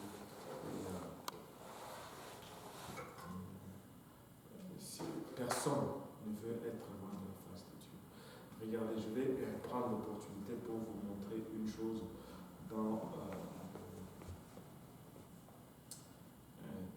dans l'unicité. Quand Jésus était à la croix, il crie « Père, pourquoi as-tu abandonné ?» Et là, les gens vont dire « Bon, cela, tu vois vraiment que la Trinité est vraie. » Parce qu'il crie que Dieu l'abandonne, lui il est sur la croix, donc c'est deux. Non, ce n'est pas deux, c'est encore un. Mais c'est encore toujours par rapport à l'esprit et à la chair. Parce que dès son vivant, Jésus avait toujours ressenti cette présence. Comme humain, il avait toujours ressenti cette présence. Pourquoi? Parce qu'il n'avait pas de péché en lui. Vous savez, des fois, tu vas entrer en prière. Tu vas prier et la prière va être intense. Tu vas ressentir cette présence de Dieu. Tu te sens bien. Hein? Amen? Et vous priez, oui ou non? Mais non. Jésus, il ressentait ça 24 heures sur 24. Parce qu'en lui, il n'y avait pas de péché. Parce que c'est le péché qui nous sépare de Dieu. Il ressentait cette présence. C'était normal. Chaque jour, sa chair était habituée à ça. Mais à la croix, c'est en ce moment-là que mes péchés ont été placés sur lui. Lorsqu'il était à la croix, c'est en ce moment-là que mes péchés ont été placés sur lui. Et lorsque les péchés s'est placés sur lui, il a senti cette séparation. Pour la première fois, il a senti ce que nous ressentons tous les jours. Il n'a pas été capable de supporter cela. Et c'était un cri de détresse qu'il a poussé. Tu sais, nous sommes tellement habitués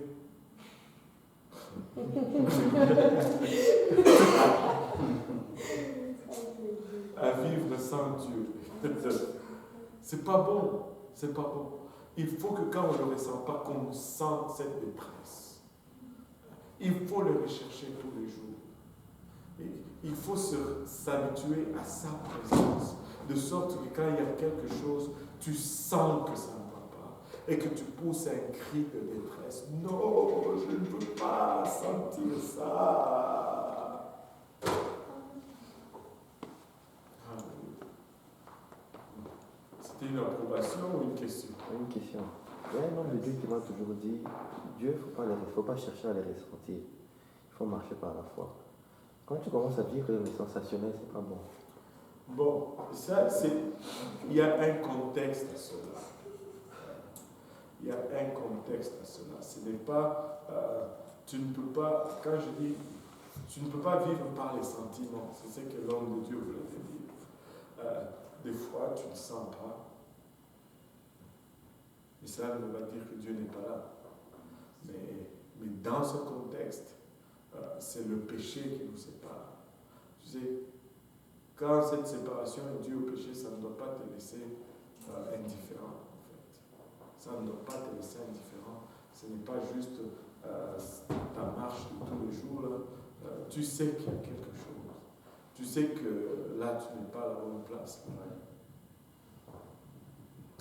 Tu le sais. Mais il faut désirer la présence de Dieu. Il faut désirer la présence de Dieu. Il faut le désirer.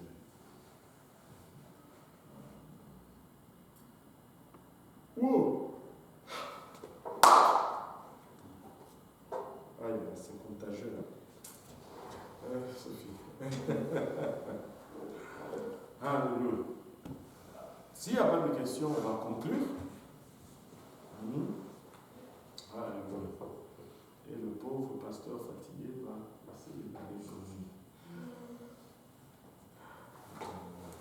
Si on pourrait se lever et juste élever nos voix et rendre au Seigneur pour un moment. Papa, nous rendons grâce encore une fois pour nous, ta bonté, ta fidélité. Seigneur, nous te remercions pour le privilège que nous avons, Papa, de sonder ta parole, de l'entendre, Papa. Plusieurs qui marchent encore dans ce ténèbre, sans avoir le privilège même d'entendre ce que nous entendons, de lire ce que nous lisons, Seigneur. Merci pour ce privilège, merci pour cette liberté que nous avons de venir et de recevoir de ta parole. Nous prions, le peu que nous avons pu, Papa, recevoir aujourd'hui, puisse trouver une place dans nos cœurs pour sa majesté. Que ça produise de fruits et que ce fruit nous conduise jusque dans la vie éternelle. Papa, il a ma chance, souviens-toi d'un chacun de nous, Papa, ici présent, pas selon nos besoins, Seigneur. Et rencontre-nous, Père, au lieu même de nos besoins, Seigneur. Papa, il a ma chance. Garde chacun de nous ici présent sur notre chemin de retour. Papa, que Papa, le peu de lumière que nous avons pu, Papa, accumuler en ce lieu, que cette lumière puisse reluire, Papa, dans nos lieux respectifs, Seigneur, que ça puisse toucher d'autres. Avec action de grâce, nous te prions, Papa, que tu nous gardes pour le restant de la soirée, le restant de la semaine, jusqu'à ce que nous allons nous rencontrer prochainement. Avec action de grâce dans le cœur, nous te prions. Au nom de Jésus. Alléluia. Gloire au nom de Jésus. Donc, nous avons, les cartes sont sorties finalement. La boîte est juste là, vous pouvez vous servir. Et je pense que le mardi prochain, on va essayer d'être tôt et on va sortir un peu pour